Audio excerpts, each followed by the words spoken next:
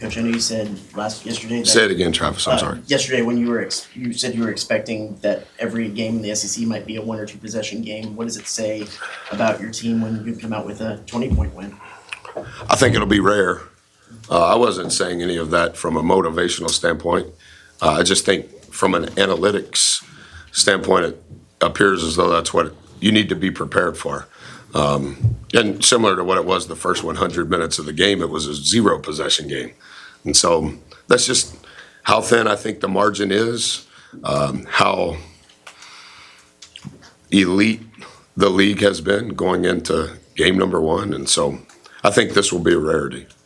That's why I gotta be curious, was there something profound you said in the second half to get those guys to go from a tie game to be so dominant in the second half? And why were y'all so dominant in the second half? Yeah, I didn't say anything. I don't really, Olin, honestly, I don't say anything different in pregame that I say at halftime or postgame. Even the days that we don't play, our communication and the things that we practice are pretty much the same. I thought from a statistical standpoint, those live ball turnovers that we had in the first half gave them way too many points in transition for us. And I think only playing with 2 turnovers in the second half is a big part of it. I also think we were much better attacking the paint in the second half than we were the first half. If you don't turn it over, but you accumulate a high number of long distance shots and you miss those shots, they're probably long rebounds that lead to 0 and 1 pass possessions. And that was too often for us. They're 4th in the country in their efficiency in transition, and we were giving them gas. We were feeding them too much in the first half. I think from a rebounding standpoint, we were much better in the second half. If you turn it over, you're not going to get a shot, so therefore you have no chance to get an offensive rebound. But our forwards, several of them had 0 offensive rebounds in the first half, and we did a dramatically better job in the second half, which helps us. Did you anticipate y'all being so, again, more dominant in the paint? 48 points in the paint. Well, I think some of it was in a variety of ways. I thought Gochi was tremendous, but I thought the maturity of our guys to give it to him was good. That was the most efficient he has been relative to scoring, but also from an offensive rebounding standpoint. And then I thought we had multiple guys that were doing a really good job of getting into the paint and forcing them into rotation. So when we didn't shoot it in the paint, those shots that we were taking from 3 were coming from inside out, and most teams will do a better job. We didn't. I know statistically speaking, we made about the same, which is nil, but we did a lot better job off the bounce and off the pass. Texas had gotten a 6-point lead after Wade got the technical, and then they made the 3. And then you guys responded with a 10-0 run down the stretch of that first half. Just how critical is that stretch, especially with the bench players you guys had on the court, to carry momentum, especially on the defensive end, into the second half? That is the first thing that I said to Olin's question. That is the first thing that I did say in the locker room at halftime. I thought that group was tremendous. I thought they played with great fight. I thought Coach Devin did a really good job of keeping it out of sorts with a group that normally doesn't play together. And I thought offensively, I thought Mo was really solid, and I thought Andy did a good job as a secondary decision maker. That was a big stretch. Considering we have guys that I think we're dependent on offensively.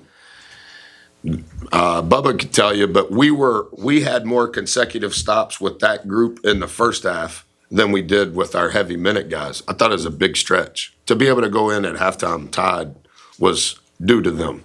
Well, it was a big game of the season. You said that Zurich was pretty far from his ceiling. Do you feel like is this kind of what you imagined, the performance that he had tonight? I think he is as tough as they come. And I think he has the best smile of any player I've ever coached. And he has been as consistent of a human being in the 6 months that he's been here that I've ever seen. Has a lot of Dexter Dennis in regards to when I arrive, I'm ready to work. And when I work, I'll give you my best. And when you're talking, I'm going to listen with both eyes and both ears, and I won't move either lip. He has a very, you can tell how he's been raised. There's not a lot of bickering in the Phelps household, and I've never been there. You can tell I'm going to do exactly what I'm told, and I'm going to do a great job of it. I thought tonight he was much more consistent at being his best.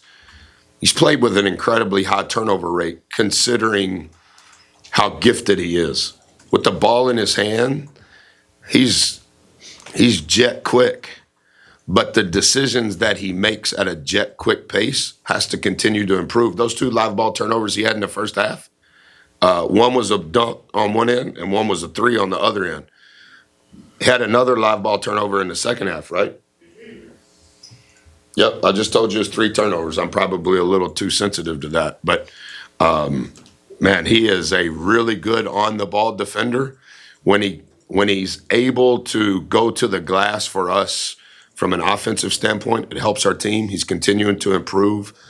I think his free throw rate will always be high. He just needs to shoot a better percentage.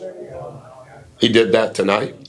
And so all of that trends towards his floor game was much more consistent in regards to what we'll need. Solo is, sorry, go ahead.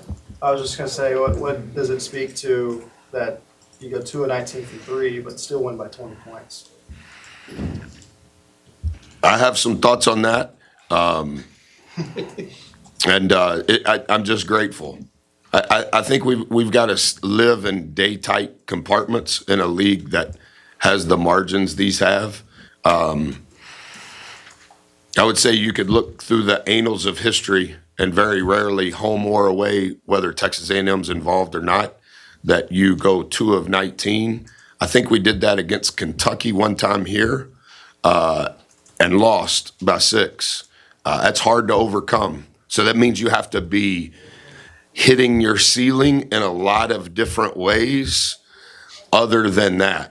And when you play a team as talented as Texas, there's not a lot of other ceilings to hit. So you probably need to get up on the roof and get up on top of the chimney. And I think in some ways we did. Buzz, you were talking about those guys getting the stops there late in the first half, but for the entire second half, you held them 25%, 1 of 12 from 3.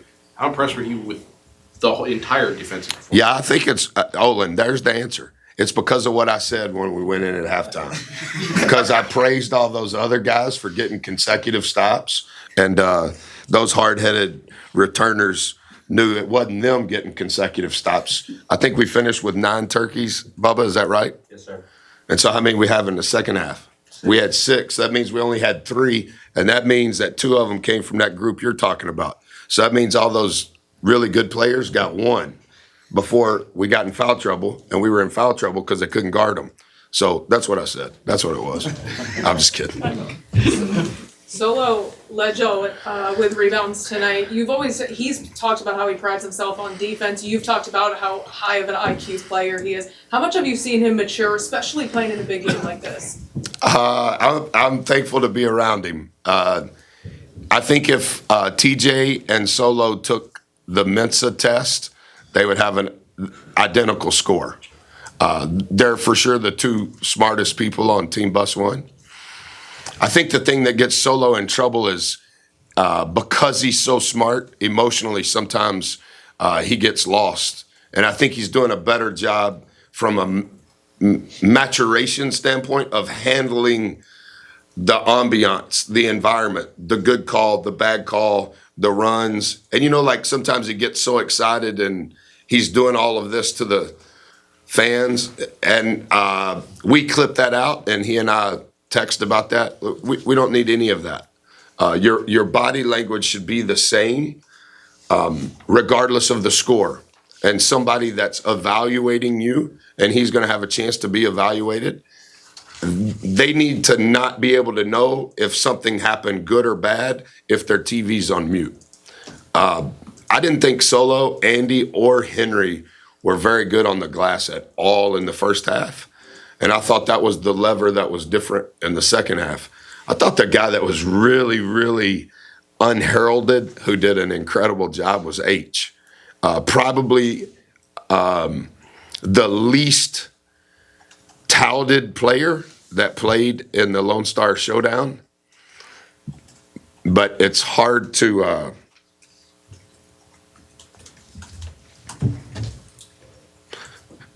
grade guts. He's got big guts. I'll ask you the same question I asked Gage. You ever Was he in here? Yeah, he was in here. You ever think in your life you look down at a score sheet and see that he had 3 offensive rebounds and Andy had none?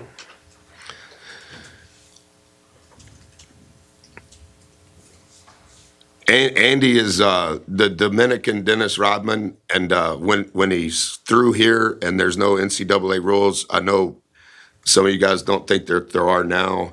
I'm going to buy him every Dennis Rodman shirt, flag, hat, paraphernalia, because he is a savant on the glass, and he commands so much attention. And they're doing a lot of things, not the University of Texas. Every team is doing a lot of things to prevent him from getting the ball.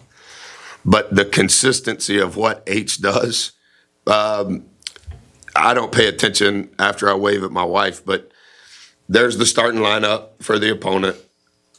Not being sarcastic, I know who those guys are. Here's the starting lineup for our group.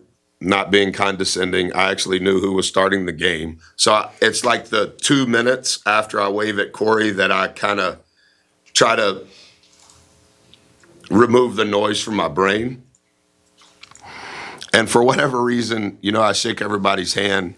And Rock and I have been talking about H the last few days. And just in happenstance, we've been talking about him. And I shook his hand before jump ball, and I go, "You see all them real dudes out there?" He goes, "Yes, sir." I go, "That's because you're a real dude. Get after it." And can he jump? No. Is he the strongest? No. Is he the best at any category? No. But he's going to give his best. And, man, I like guys that try real hard and that nobody thinks they can do it. Coach, you mentioned earlier kind of not pandering to the crowd, but how much did that play a factor in today and just, I guess, getting the players to go on those runs? Yeah, good word. Teach me what pandering means. Just kind of playing to the crowd where... Oh, I thought, yeah. I mean, we like playing at Reed. We appreciate the support. I thought we had a good student section considering school's still probably a couple of weeks away. I thought the season ticket holders and maybe some people that don't typically get to come because there were more seats available, marketing, whoever is in charge of all of that. I thought it was probably a little more of a healthy vibe than I thought it would be on January 4th on conference game 1. So we're appreciative of all their support. The conversation you mentioned having with H, when your team's playing at the best, does that kind of epitomize the whole team as well, or just the identity of the team? It's just that it's kind of like what's the sum of the parts is better than, like collectively we're better than individually. I just think that's what we've become, right? And I think Monaco asked me a couple of things in pregame, and then he was bringing it up in postgame. I think the thing, Travis, that's like invisible is the awareness of everybody in the organization on what they do best. And it's very rare to have that awareness. But I think kind of second level thinking, it's not just the awareness, it's the acceptance. I think every player, I think every coach, I think every helper coach, I think every manager, I think there's very distinct role definition. And if that's your bucket, you're the head coach of it. Not me, you are. And we need you to be accountable for your bucket because it's important collectively to what we do. Because there's not one thing that we do great. There's not one thing that we do that suggests the next 17 that we have a chance. But if you add up all of those buckets, the acceptance, of what they're in charge of. That's hard to get, right? It's taken us 6 years to get it. And I understand the industry, the exposure, you got to win now, or you're no good and everybody needs to leave. I get all of that. But relative to the organization and what we have to do every day, continue to get reps and make sure that we're aware and accepting.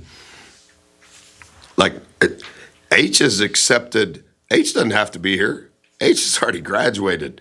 And H is here because he cares, not for some unseen tweet. Like, he's already graduated, but he cares about our group and he has a burning desire to have success in a very humble way. He wants to have success, but his nature is so giving. And I think we have a group like that. Trophy games aren't really common in Yeah, I was wondering what this was. in basketball. Is it cool to have some little hardware at a point like this? Sure. What is it? It's for the whole season series for A&M and Texas games. For all. They just keep passing this back and forth? I think it's multiple sports. It's all sports. Yeah.